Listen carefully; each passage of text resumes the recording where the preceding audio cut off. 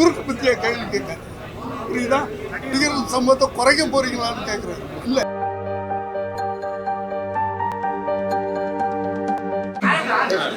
பத்திரிகை நண்பர்கள் அனைவருக்கும் எனது பணிவான வணக்கங்கள்.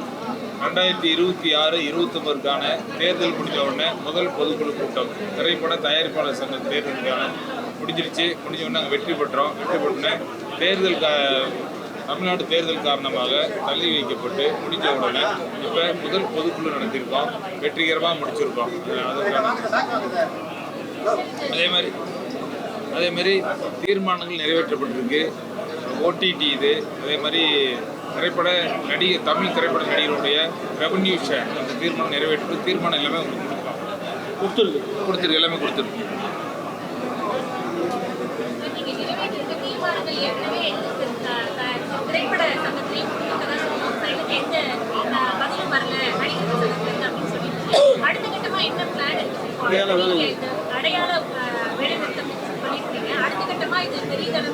இல்லை, இனிமேல் தான் முடிவு பண்ணணும். ஒரு பேச்சுவார்த்தை நடத்தி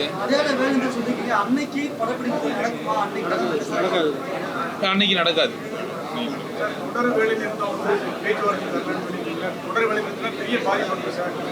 இல்லை, அது வேற வழி என்ன, முடியலன்னா தான் தொடர் வேலை நிறுத்தம் சொல்லியிருக்கிறோம். முடிஞ்சோன்னு எதிர்பார்க்கணும். ஓடிடி ரிலீஸ் பற்றி அது பேச்சுவார்த்தை வந்து ஓடிடின்றது நம்ம ஒரு சவுத்துன்னு சொன்னால் 4 ஸ்டேட்டில் வாங்குவாங்க, ஒரு ஸ்டேட்டில் கிடையாது. அது மாதிரி 4 ஸ்டேட்டு பேசி முடிச்சு அது நல்ல முடிவு எட்டப்படும். ஓடிடியை வாங்குறது இல்லை எங்கேயுமே. இப்போ இந்த நடிகர்களுடைய சம்பளம் குறைப்பு, தொடர்ந்து இந்த ஓடிடி இத்தனை வாரங்களுக்கு பிறகு வெளியாகும். இதெல்லாம் பல கூட்டங்களிலும் பொதுக்குழு கூட்டங்களிலும் தீர்மானம் எடுக்கப்பட்டு இருக்குது. ஆனால் அது இன்னமும் நடைமுறைக்கே சாத்தியம் இல்லை அப்படிங்கிற மாதிரி தெரிகிறது சார். தமிழ் தெரியாது இல்லைங்க. அதுக்கு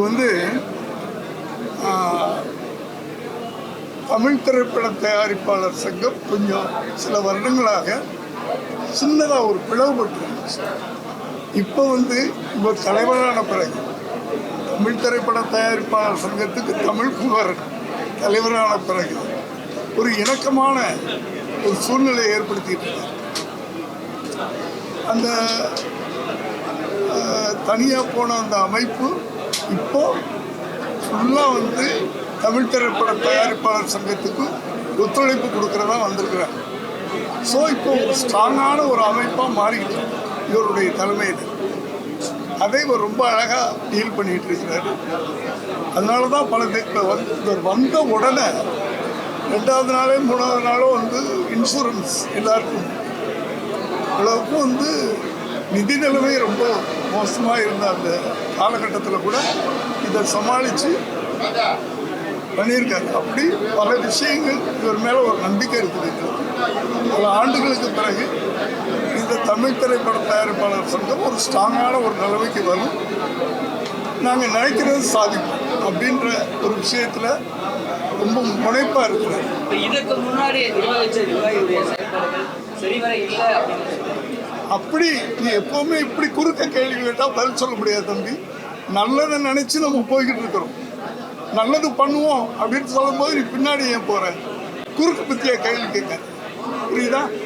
நல்லது பண்ண போகிறோம். நாங்கள் இப்போ நடிகர்களோட இணக்கமாக உட்காந்து பேசுவோம். அவங்களும் தயாரிப்பாளர்களை தூக்கி எறிவாங்க. இல்லை, தயாரிப்பாளர் மேலே நல்ல மரியாதை உள்ளவங்க தான் நடிகர் இல்லையா? நடிகர் இல்லாமல் தயாரிப்பாளரில், தயாரிப்பாளர் இல்லாமல் நடிகர் இல்லை. உட்கார்ந்து பேசும்போது ஒரு இணக்கமான சூழ்நிலை உருவாகும். ஏன்னா என்றைக்கோ ஒரு நாள் சினிமா ஆரம்பித்தது, இன்றைக்கி சினிமா நல்லா இல்லை. ஸோ எல்லோரும் சேர்ந்து ட்ராவல் பண்ணுவோம் அப்படின்றதான எங்கள் கோரிக்கை. அதை எப்படி அவங்க இது பண்ணுவாங்க? இப்போ அவர் சொன்னார் நடிகர்கள் சம்பவத்தை குறைக்க போறீங்களான்னு கேட்குறாரு. இல்லை, அது குறைக்கிறது இல்லை. 2 பேரும் சேர்ந்து படங்கள் பண்ணுவோம். வர்ற லாபத்தில் 2 பேரும் பண்ணிக்கிறோம் அப்படின்றதான் சொல்கிறதே தவிர நீங்கள் சம்பளத்தை குறைச்சிங்க, நீங்கள் சும்மா வேலை செய்யுங்க அப்படின்னா. ஸோ எங்களுக்குள்ள இணக்கமான முடிவு வரும். அப்படி தான் நாங்கள் பேசுவோம். நோக்கமே லாப நஷ்டத்தில் பங்கேற்கணும் அவ்வளோதான். அதே மாதிரி இந்த சிறு திரைப்பட தயாரிப்பாளர்கள் அவங்களுக்கு வந்து இந்த தியேட்டர் கிடைக்கல அப்படின்ற பிரச்சனை வந்து ஆண்டாண்டு காலமா பல மேடைகளிலும் நிகழ்ச்சிகளுடைய மேடைகளிலும் பேசிட்டே இருக்கும். அவர்களுக்கான அந்த வாழ்க்கைக்கு புதுசாக என்ன சார் பண்ண முடியும்? இல்லை, அது என்னென்னா அதுவும் பேசிக்கிட்டு இருக்கோம். முன்னாடி கொண்டு வந்து தமிழ்நாட்டில் மட்டும்தான் வந்து 4 ஷோ. நீங்கள் காலையில் 9 மணி ஷோ போட்டாலும் ஸ்பெஷல் பர்மிஷன் வேறு கர்நாடகா ஆந்திராடா அந்த மாதிரி கிடையாது. அதுவும் ஒரு அன்றைக்கி சிஎம்ஐ பார்த்து ஒரு மனு கொடுத்துருக்கோம், 5 ஷோவை போடலாம், ஒன்றும் பிரச்சனை கிடையாது. 9 மணிக்கு ஆரம்பித்தாங்க, 10 ஷோவை பர்மிஷன் ஸ்பெஷல் ஷோ மாதிரி தான் கடைசிட்டு இருப்பாங்க.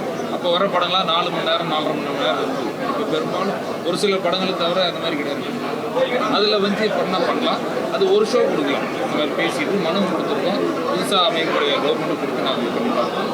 சார், ஜனநாயகன் படத்துக்கு சென்சார் நீங்கள் வந்து எம்பியா இருக்கீங்க, அது சம்பந்தமாக மினிஸ்டர் சந்திச்சு ஏதாவது பேசுறது, சங்க சார்பில் ஏதாவது கோரிக்கைகள் ஏதாவது வச்சுருக்கீங்க? பெரிய பிரச்சனை சென்சார் சர்டிஃபிகேட் கிடைக்கல. 3 மாதத்துக்கு மேலே வந்து நீங்கள் வந்து குரல் கொடுக்குற இடத்துல இருக்கீங்க. ராஜ்யசபா இப்போ தானே ராஜ்யசபா எம்பி இருந்தார். இப்போ வந்திருக்கிறாங்க. முதல்ல வந்து இந்த புதுசாக வெற்றி பெற்ற இந்த நிர்வாகத்துக்கு என்னுடைய வாழ்த்துக்கள். நான் பாராளுமன்ற உறுப்பினர் ஆன பிறகு இந்த தமிழ் திரைப்பட தயாரிப்பாளர் சங்கத்தில் நானும் கிட்டத்தட்ட 27 வருஷமாக உறுப்பினர் இருக்கிறேன். மூத்த உறுப்பினர் முறையில் கண்டிப்பாக தமிழ் திரைப்பட சங்கத்துக்கு என்னுடைய ஒத்துழைப்பு கண்டிப்பாக இருக்கும். பெரிய திரைப்படத்திற்கே இந்த பிரச்சனை வரப்போ அடுத்தடுத்த சின்ன பட்ஜெட் திரைப்படங்கள் நிறைய வந்து இந்த மாதிரியான இருக்கு. நல்ல கதைகள் கொண்ட திரைப்படங்கள், ஒரு பெரிய பட்ஜெட் கொண்டிருக்கக்கூடிய திரைப்படமே இந்த மாதிரி வெளியாகும் பொழுது தயாரிப்பாளர்களுடைய நேரடியாக பாதிக்கப்படுறாங்க. ஸோ அந்த மாதிரியான நடவடிக்கைகள் லீக் ஆகிறதுக்கு நாங்கள் இப்போ பேசும்போதே பெரிய பேசுவோம். படம் ரிலீஸ் ஆன பின்னாடி பைரசி போதும். இப்போ ரிலீஸ் ஆகாத படத்துக்கு ஒரு சிலர் பண்ணது, இப்போ எடிட்டரு அவங்க அசிஸ்டன்ட் பண்ணிருக்கோன்னு சொல்கிறாங்க. அது கண்டுபிடிச்சாச்சு, உடனே நீக்கம் பண்ணியிருக்கு.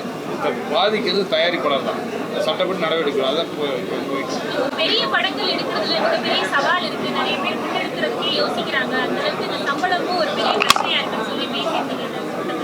இது மாதிரியான தயக்கம் இன்னும் தொடர்ந்துட்டு இருக்கா? தயாரிப்பாளர்கள் இன்னும் முன்வர மாட்டேங்கிறாங்கன்ற ஒரு இல்லை, அதுதான் அதுதான் ரெவென்யூ ஷேர், அதுதான் லாப நஷ்டத்தில் பங்கேற்கணும்னு சொல்லி நடிகர்களோ டெக்னீஷியன் எல்லாத்தையும் பேசிக்கலாம். பெரிய பெரிய டெக்னீஷியன் அதே மாதிரி சினிமா வெளியீட்டை வந்து ஓடிடி தான் நிர்ணயிக்குது அப்படின்ற மாதிரியான குற்றச்சாட்டு தொடர்காலமாக இருக்கிறது. ஏன்னா இந்த ஓடிடியோட சைன் பண்ணிட்டோம் அப்படின்னா குறிப்பிட்ட தேதிக்குள்ள நீங்கள் தேட்டரில் ரிலீஸ் பண்ணாலும் நம்ம ஓடிடியில் பண்ணிடுவோன்னு. ஸோ இது வந்து தயாரிப்பாளர்களுக்கு இதுவும் நேரடியான ஒரு பாதிப்பு ஏற்படுத்தும். இது குறித்து ஓடிடி தளத்தில் இல்லை, அதான் இப்போ நான் என்னென்னா, இப்போ எங்கள் நிர்வாகம் வந்து ஒன்று ஹை லெவல் கமிட்டி ஒன்று போட்டு ஃபார்ம் பண்ணிட்டு அதை வெளியிடுவோம். அதில் ரொம்ப முக்கிய எஸ்ஐ சார் அந்த மாதிரி ரொம்ப முக்கியமானவங்க, ஏற்கனவே ரொம்ப அனுபவம் வாய்ந்த தயாரிப்பாளர் அவங்க வச்சு ஒரு ஹை லெவல் கமிட்டி பண்ணி அதுக்கு என்னென்ன சீர் பண்ணலாம் அதெல்லாம் நாங்கள் பண்ணிட்டு கண்டிப்பாக அது இந்த மாதத்துல எல்லாம் முடிவு பண்ணிடுவோம். ஓடிடி இல்லை, நாங்கள் நிர்வாகம் வந்து 1 மாதம் இருக்கும், 2 மாதம் ஆகும்போது தேர்தல்னால எதுவும் பண்ண முடியும். கண்டிப்பாக ஒரு மாதத்தில் எல்லாத்துக்கும் ஒரு தீர்வு வரும். நன்றி சொல்லுங்கள். நன்றி.